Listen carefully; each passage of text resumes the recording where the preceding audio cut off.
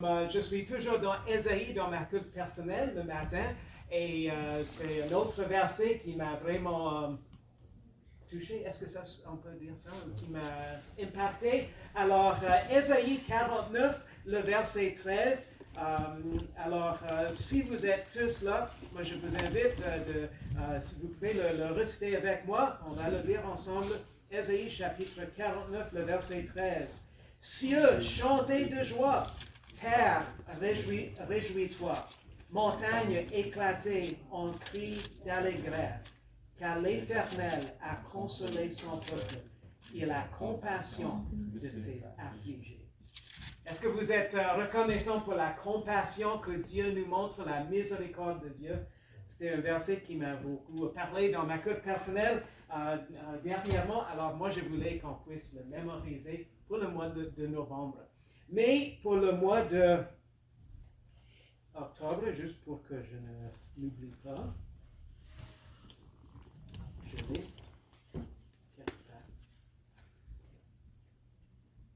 Kelsey, parfois, elle pense que c'est drôle parce que j'ai plusieurs poches à quelques différentes places et parfois j'oublie dans quelle poche je mets un tel papier, mais je l'ai trouvé. Alors, juste pour que je n'oublie pas, Ésaïe 14, 24, c'était nos versets pour le mois d'octobre. Alors, si vous n'avez pas encore récité à Ésaïe 14, 24, on vous donne l'occasion. L'Éternel des armées l'a juré, disant, certainement la chose arrivera comme je l'ai projeté, et ce que j'ai résolu s'accomplira. Alors, si vous n'avez pas encore récité Ésaïe 14, 24 par cœur, et vous voudriez l'essayer, on vous donne l'occasion à ce moment-ci.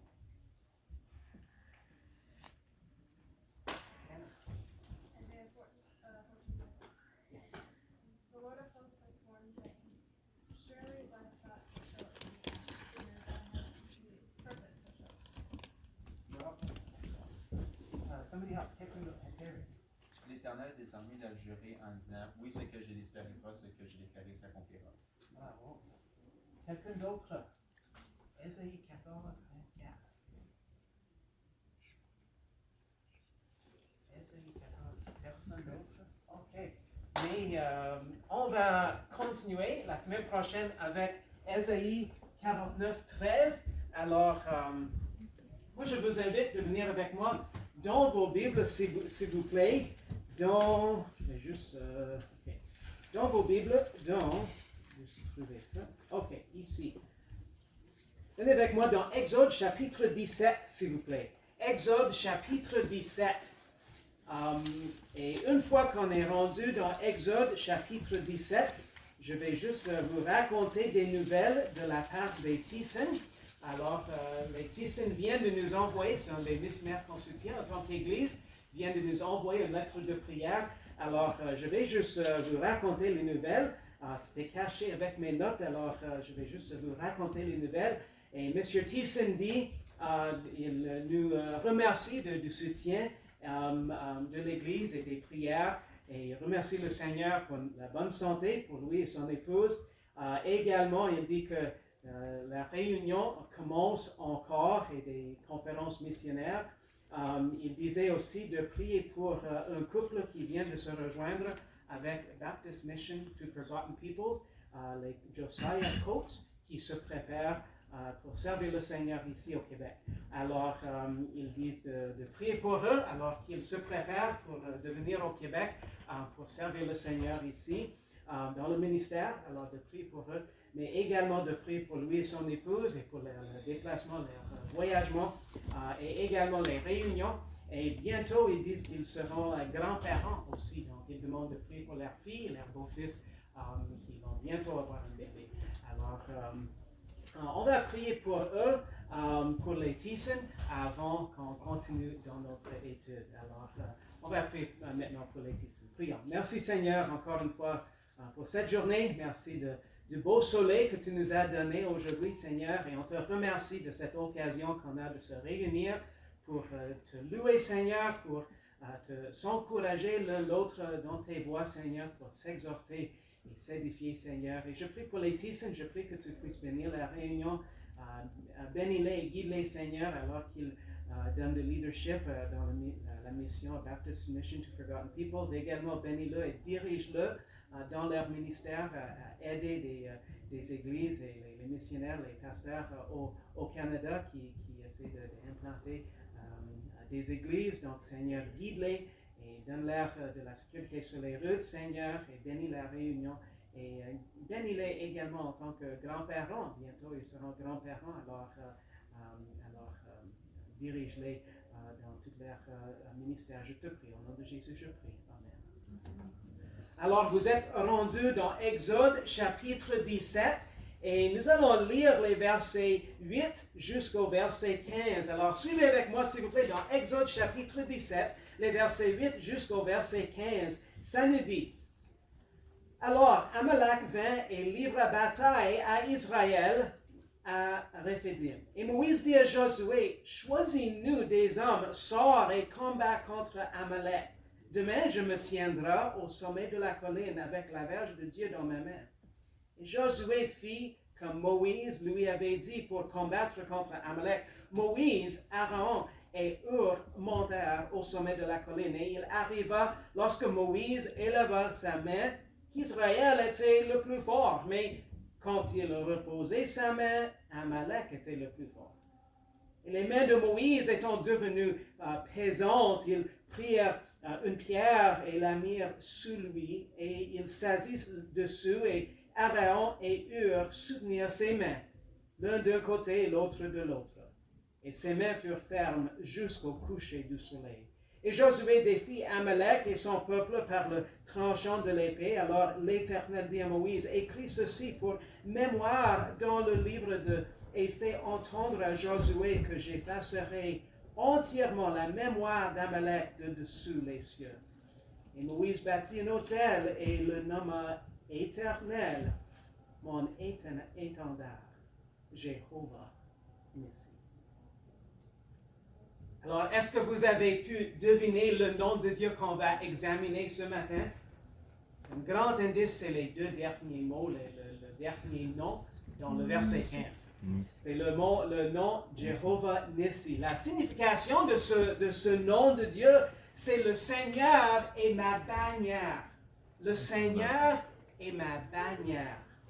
L'Éternel est mon point de ralliement et ma bannière de victoire. Combien d'entre vous, est-ce que vous avez déjà participé au sport? Peut-être lorsque vous êtes à l'école ou si vous êtes à l'université, est-ce que vous avez déjà participé au sport? OK, donc 3, 4, 5, 6 peut-être. OK, donc vous avez déjà participé au sport.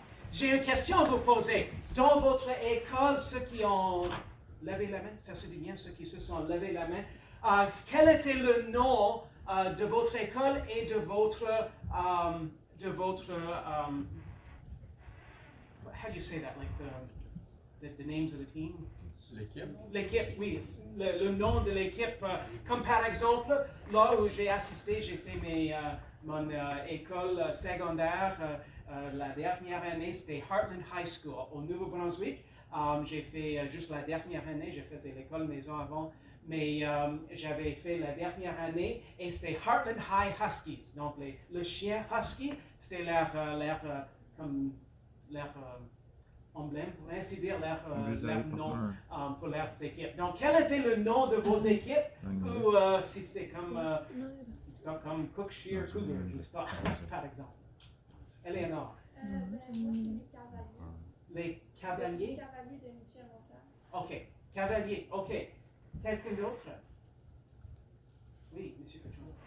La Nivaki. OK. Je ne vais pas essayer de reprononcer ça. OK, super. Quelqu'un d'autre? The Crown Crusaders. Crown Crusaders, OK. À Crown College. Quelqu'un d'autre? OK, personne d'autre. Mais juste une question pour vous aussi. Est-ce que cela vous est déjà arrivé peut-être à un événement de sport, peut-être un match de basketball, peut-être un match de hockey, qu'il venait avec une grosse bannière qui indiquait les cavaliers, les... Ça? ou les Crown Crusaders. Est-ce que vous avez déjà vu, avant que l'équipe entre, parfois ils ont une grosse bannière et peut-être 4 personnes entrent avec la grosse bannière et d'habitude, ils font des cris comme « Oui, allons-y, les cavaliers ou les Crusaders, etc. » Est-ce que cela vous avez déjà... Non? Vous avez... Ok, M. Coccioni, vous connaissez ce dont je parle. Merci, je ne suis pas le seul.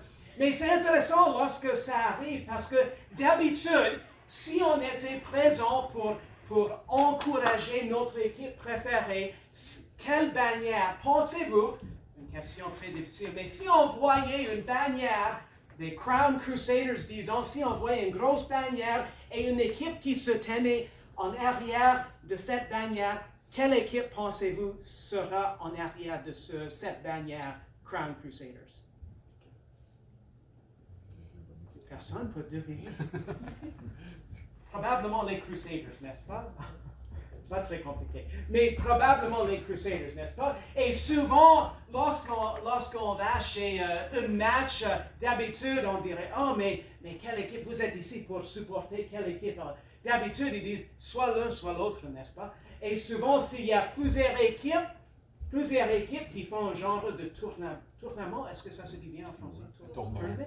Tournoi. S'il y avait plusieurs équipes qui se rejoignent pour un tournoi de sport, souvent on dit, oh, mais on cherche là où se trouve notre équipe qu'on va soutenir, qu'on va encourager. Et d'habitude, on va s'asseoir dans ce coin-là pour être avec les autres qui ont la même pensée que nous, qu'on va encourager ensemble notre équipe. Si on peut dire, on peut prendre, seulement M. Coccioni connaît l'idée d'une bannière, mais si on prend l'idée de cette bannière avec les sports, avec la bannière qui entre, je voudrais prendre cette idée pour pouvoir nous aider à comprendre un petit peu l'idée du nom de Dieu, Jéhovah Nissi. Le Seigneur est ma bannière. Ceci est l'idée lorsqu'on considère ce nom de Dieu, Jéhovah Nissi. Le Seigneur est ma bannière de victoire.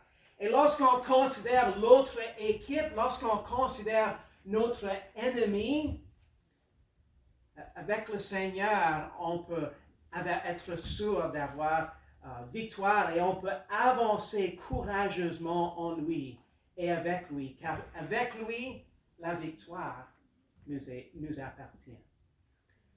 Ici, dans Exode, on a la première mention de ce nom de Dieu, Jéhovah Nissi. Dans ce texte, on trouve la belle image de la victoire donnée aux Israélites contre Amalek lorsque les mains de Moïse étaient élevées dans les airs. D'un certain sens, on peut dire que Moïse, d'un certain sens, il intercédait pour son peuple. Vous comprenez bien, il intercédait pour son peuple qui livrait bataille contre les ennemis de Dieu, contre les Amalécites. Moïse s'est efforcé beaucoup cette journée devant le Seigneur, celui en qui se trouvait la victoire, celui qui leur allait accorder la victoire. Je ne sais pas si vous avez déjà dû travailler sur quelque chose qu'il vous fallait avoir vos mains élevées, ça se dit bien, levées, dans les airs, comme au-dessus de votre tête pendant beaucoup de temps, mais est-ce que vous avez déjà dû faire un tel travail avec les mains élevées?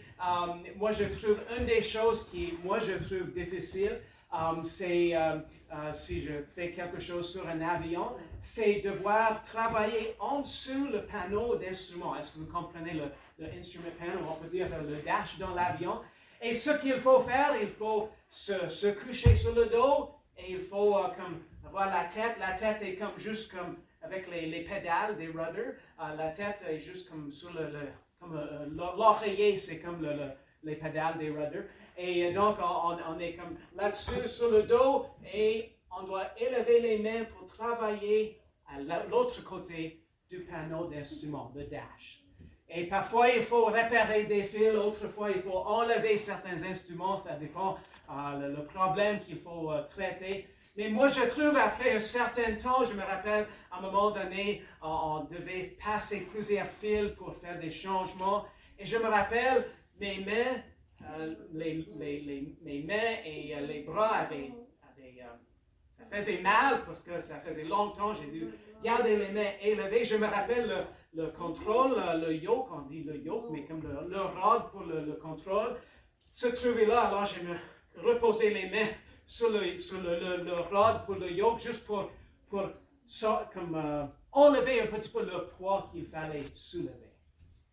Et lorsque je pensais à ça, je pense à cette image de Moïse qui garde ses mains élevées devant le Seigneur, n'est-ce pas? Dans une image, pour ainsi dire, d'intercession pour son peuple qui livre bataille contre les Amalécites.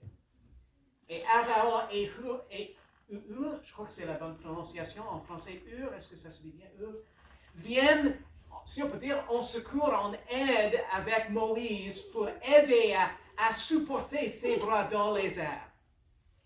Et je trouve précieux de considérer ça, parce que, évidemment, Aaron et Hur ont dû aider Moïse pour garder les mains élevées, et à la fin de la bataille, c'était la nation d'Israël victorieuse contre Amalek. Moïse y a construit un autel pour reconnaître le fait que l'Éternel était leur bannière de victoire. L'Éternel était leur bannière de victoire. Le Seigneur était leur victoire. L'autel servait comme une belle expression également de gratitude, de reconnaissance envers Dieu et aussi de confiance bien placée dans l'Éternel.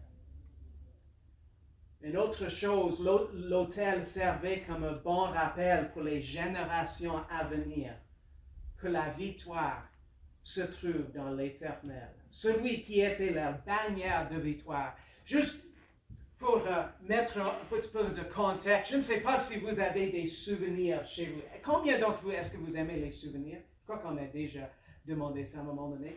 Mais souvent les souvenirs, lorsqu'on a des souvenirs, peut-être quelqu'un qui vient nous rendre visite dirait « Oh, c'est quoi ça? » On dit « Oh, mais c'est un souvenir. » Savez-vous quoi? Moi, j'ai un thermos. Est-ce que ça se dit bien? Un thermos que j'aime beaucoup. Et c'était des amis, certains amis, lorsqu'on restait en Côte-Nord, qui ont fait ce thermos pour moi, mais aussi pour toute ma famille. Avant qu'on quittait la Côte-Nord, il y avait certains qui nous avaient donné des cadeaux. Et une des choses qu'on nous a données, c'était des thermos personnalisés. Et donc ici, c'est mon nom et on a un avion ici. À l'autre côté, en anglais, ça dit « And the adventure begins ». Et l'aventure commence. Alors, c'est quelque chose qui, si on peut dire, c'est un beau souvenir. Un beau souvenir, un bel souvenir. Un beau souvenir, c'est masculin. Un beau souvenir. Mais également, c'est utile aussi parce que moi, j'aime, lorsque j'ai soif, j'aime prendre une gorgée d'eau. Alors, je vais faire ça parce que j'ai soif. Pas seulement pour illustrer, mais j'ai soif. Dans un certain sens, la même chose, comme pour moi, lorsque je vois ça, ça me fait penser, évidemment, à nos amis en Côte-Nord. Mais savez-vous quoi? Lorsque les autres Israélites voyaient dans le futur, les enfants, les petits-enfants voyaient cet autel que Moïse avait bâti, ils auraient dit, c'est quoi la signification de cet autel ici? Oh, mais savez-vous quoi? Oui, c'est un genre de souvenir pour nous rappeler la victoire que Dieu nous a donnée contre les Amalécites. Quelque chose à considérer lorsqu'on considère ce nom de Dieu, Jéhovah Nissi. Lorsqu'on considère le fait que l'Éternel est notre bannière. La victoire nous est toujours disponible en Jésus-Christ, en notre Seigneur, notre Jéhovah Nissi, qui est notre bannière de victoire. Vous savez bien qu'on vit dans de la tentation aussi que des batailles spirituelles. La Bible nous éclaire à ce sujet. Dans 1 Pierre 5, 8, ça nous dit « Soyez sobres, veillez, car le diable, votre ennemi, rôde, comme un lion rugissant, cherchant qu'il pourra dévorer. » C'est seulement par notre Seigneur Jésus-Christ, notre Jéhovah Nissi, et en se confiant en lui qu'on peut avoir la victoire spirituelle dans les batailles, lorsque l'ennemi nous affronte avec la tentation.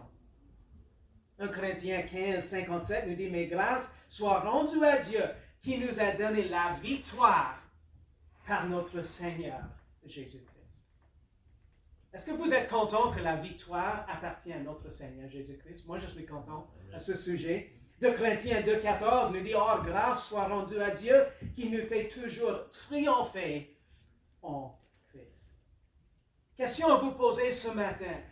Qui est votre bannière de victoire? En qui confiez-vous pour la victoire? Lorsque vous faites face à de la tentation, lorsque vous faites face à des batailles spirituelles, en qui faites-vous confiance? Une autre chose que je voudrais qu'on puisse considérer, notre Seigneur, notre Jéhovah Nissi, peut nous également donner de la victoire dans le domaine de nos pensées. Est-ce que vous avez déjà vécu le fait ou constaté que souvent notre pire ennemi, c'est nous-mêmes? Parfois ça arrive, n'est-ce pas? On constate que c'est parfois on est notre pire ennemi. C'est intéressant de constater à quel point nos pensées, notre crainte, la doute, le découragement, notre perspective limitée, notre mécompréhension de ce que Dieu est en train de faire et notre orgueil. Toutes ces choses peuvent nous empêcher dans notre marche avec Dieu, dans notre obéissance à Dieu et à résister à la tentation. Savez-vous quoi? Petite histoire à vous raconter à ce sujet. Lorsque j'avais 8 ans, je me rappelle, je sortais avec mon père pour aller dans les champs parce que mon père, et je ne sais pas si mon oncle était là, et peut-être un ou deux autres, qui travaillaient pour ramasser les roches dans le champ. Combien d'entre vous, est-ce que vous avez déjà vécu la belle expérience de ramasser les roches au printemps dans un champ? C'est un beau travail, n'est-ce pas? Mais savez-vous quoi? À 8 ans, j'ai aidé avec les petites, évidemment, mais je me rappelle à un moment donné que mon père m'a dit « Hey, tu commences à te fatiguer, tu peux comme diriger, pas conduire, parce que j'ai pas pu est-ce qu'on dit atteindre le clutch. » Alors, il m'a dit, c'était un John Deere 40-20. En anglais, oui, c'est 40-20, un John Deere 40-20. 90 chevaux moteur.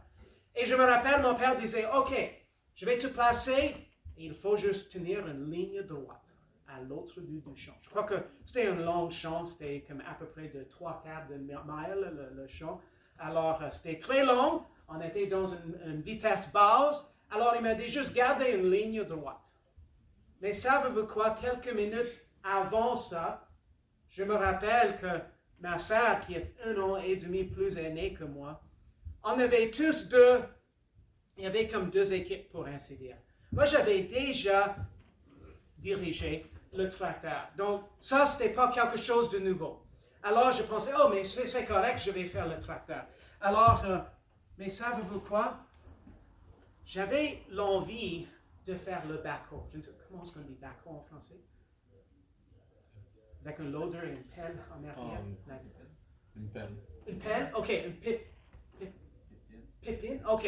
Alors, il y avait un loader en avant et une pipine en arrière. Alors, je me rappelle, je pensais, j'avais jamais eu l'occasion de diriger ça. Ce serait intéressant aussi. Mais savez-vous quoi? J'avais peur cette journée-là. Alors, j'ai choisi le 40-20, ce que je connaissais déjà parce que j'avais déjà fait avant. Alors, j'ai choisi le 40-20. Alors, j'ai choisi le 40-20 et on était dans notre moitié du champ et ma sœur dirigeait le pipine, je ne sais pas si c'est masculin ou féminin, mais vous comprenez bien, dans l'autre moitié du champ. Et savez-vous quoi? Après certaines années que je grandissais, j'avais l'autre occasion. À ce moment-là, j'étais plus vieux, j'ai pu réussir fait le clutch et le frein aussi. Et je me rappelle, après, je pensais, wow, à 8 ans, dans un certain sens, je peux dire que j'ai manqué l'occasion, c'était par la crainte, par la peur. Parce que la pépine, ça avait l'air plus gros que le tracteur et avait l'air un petit peu plus Intimidant. merci, Caleb. Intimidant. C'est exactement le mot que je cherchais. C'est intéressant parce que souvent, on arrive à un point et on dit notre pire ennemi, c'est nous-mêmes. C'est notre crainte. C'est peut-être notre mauvaise perspective. C'est notre mécompréhension de la situation, de ce que Dieu est en train de faire.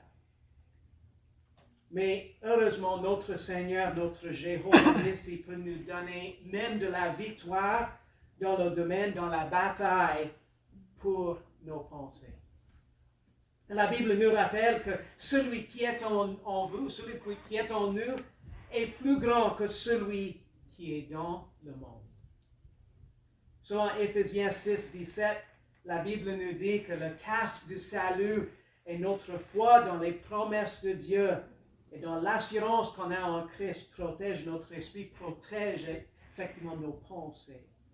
Paul souligne également comment livrer la bataille pour nos pensées. Il nous dit dans 2 Corinthiens, moi je vous invite de venir avec moi dans 2 Corinthiens chapitre 10, les versets 3 à 5 s'il vous plaît. 2 Corinthiens chapitre 10 et les versets 3 à 5. 2 Corinthiens chapitre 10, les versets 3 à 5. Je me demande si je peux demander à Nathaniel s'il vous plaît de lire ces versets pour nous. 2 Corinthiens 10, 3 à 5, s'il vous plaît. Car quoiqu'on nous marchons dans la chair, nous ne combattons point selon la chair.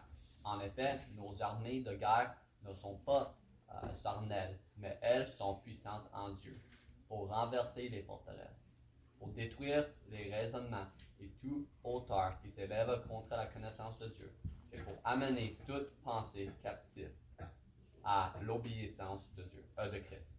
Oui, merci. Amener toute pensée captive à l'obéissance de Christ.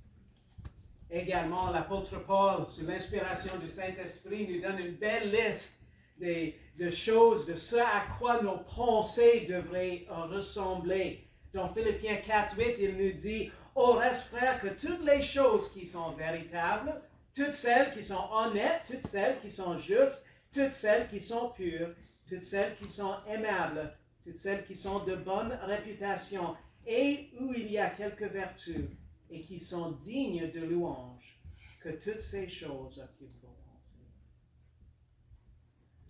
D'habitude, lorsqu'une armée se dirigeait vers une bataille, sa bannière a été portée en avant de l'armée. En avant de la troupe, afin que la troupe puisse la suivre. Un petit peu comme un match de sport, seulement M. Cochon connaît ce dont je parle, mais un petit peu comme un match de sport qui tient leur bannière, qui entre dans le stade, ok, qui entre dans le stade avec la bannière qui indique quelle équipe, les cavaliers, encore une fois frère, et les Crusaders, qui entrent dans le stade. Et savez-vous quoi, lorsqu'on voit cette bannière, évidemment, on connaît pour qui il faut comme saluer ou encourager.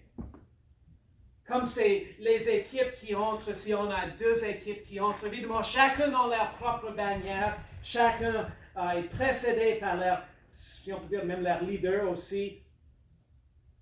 Lorsque la bannière arrête, l'armée arrête aussi. Et le point de la bannière signalait leur point, si on peut dire, de ralliement. C'était leur point que s'ils devaient recevoir des instructions, ils allaient là où se trouve leur bannière. Ils allaient là, et souvent la bannière était un genre de drapeau avec un genre d'emblème de leur pays, avec un emblème de l'armée. La bannière de l'armée, ça représentait l'endroit où se trouvait et en qui se trouvait la loyauté de chaque soldat. La bannière représentait à qui ou à quel pays l'armée était engagée à combattre pour. Quel pays ils étaient en train de défendre. La bannière également, ça représentait à qui l'armée serait fidèle jusqu'à la mort, si nécessaire. Évidemment différent que pour une bataille terrestre, nous, en Jésus-Christ, notre Jéhovah Nissi, en notre Seigneur, la victoire ultime et la victoire éternelle nous est promise par la foi en Jésus-Christ. Le Seigneur est en fait notre bannière, notre point de ralliement pour recevoir nos instructions pour la bataille quotidienne. Moi, je vous pose une question ce matin. Le Seigneur, Jéhovah Nissi, notre bannière de victoire, est-ce qu'il a votre pleine loyauté? Ou est-ce qu'il existe des choses du monde qui attirent votre loyauté qui devrait être en lui? Le Seigneur, notre bannière de victoire, notre point de ralliement, est-ce qu'il a votre plein dévouement, votre fidélité jusqu'à la mort? Ou est-ce qu'il existe des limites? Est-ce qu'il existe des limites à votre fidélité que vous direz, « j'irai jusque-là, mais pas jusqu'au bout pour ainsi dire. » Il existe un beau verset qui souligne la fidélité de Moïse dans Hébreux 3:2. Ça nous dit, « Qui a été fidèle à celui qui l'a établi, comme Moïse aussi le fut dans toute sa maison. » Venez avec moi, s'il vous plaît, dans Hébreux, juste pour terminer cette étude ce matin. 2 versets que je voudrais qu'on puisse lire, que vous puissiez également suivre dans vos Bibles. Hébreux chapitre 3, le verset 14, s'il vous plaît. Hébreux 3, le verset 14. Hébreux chapitre 3 et le verset 14. Ce sont 2 versets qui nous mettent au défi de persévérer fidèlement dans le Seigneur, qui est notre point de ralliement, notre bannière. Hébreux 3, 14 nous dit, « Car nous sommes devenus participants de Christ, pourvu que nous conservions ferme jusqu'à la fin. » Notre première assurance. Et venez avec moi aussi quelques chapitres plus loin dans Hébreux chapitre 10, s'il vous plaît. Hébreux chapitre 10 et le verset 23. Hébreux chapitre 10 et le verset 23. Retenons sans fléchir la profession de notre espérance, car celui qui a fait la promesse est fidèle. Notre Seigneur, Jéhovah Nissi, est notre point de ralliement. C'est notre bannière de victoire. Moi, je vous encourage, je vous mets au défi de ne pas chercher la victoire sur le péché, sur le découragement, sur les doutes, en quelqu'un ou quelque chose d'autre que en Jésus-Christ. Lui seul peut vous donner la victoire. Lui seul devrait être votre point de ralliement pour recevoir vos instructions pour la vie et pour le service. Quelle bénédiction d'avoir la victoire qui nous est assurée en notre Seigneur, notre Jéhovah Nissi. Quel grand sauveur que je possède, Jésus-Christ, le vainqueur, le victorieux. Merci Seigneur de ta parole. Merci du fait que Seigneur, toi tu es victorieux. Toi tu es vainqueur. Et Seigneur, merci du fait que Seigneur, toi tu nous donnes les outils. Seigneur, tu nous donnes ta parole. On a ton Saint-Esprit qui reste en nous, Seigneur, qui nous donne la victoire en toi. Seigneur, aide-nous de ne pas chercher la victoire en quiconque ou quelque chose d'autre qu'en toi, Seigneur. Notre bannière de victoire. Notre Jéhovah Nissi. Seigneur, merci de ce bon rappel. Seigneur, merci de cet exemple qu'on a, Seigneur, de Moïse, même de son intercession pour ton peuple, Seigneur, et on se rend compte, Seigneur, que si on cherche la victoire en quelque chose d'autre, Seigneur, on va sûrement se tromper, Seigneur. Merci du fait que la victoire nous appartient en toi. Seigneur, merci également du fait que la victoire éternelle est en toi, Seigneur. Et merci de cette espérance bénie, Seigneur, qu'on a en toi, que, Seigneur, notre éternité, Seigneur, est une éternité qui sera victorieuse en toi, Seigneur. Merci de ce beau texte et merci de ce rappel. Au nom de Jésus, je prie. Amen.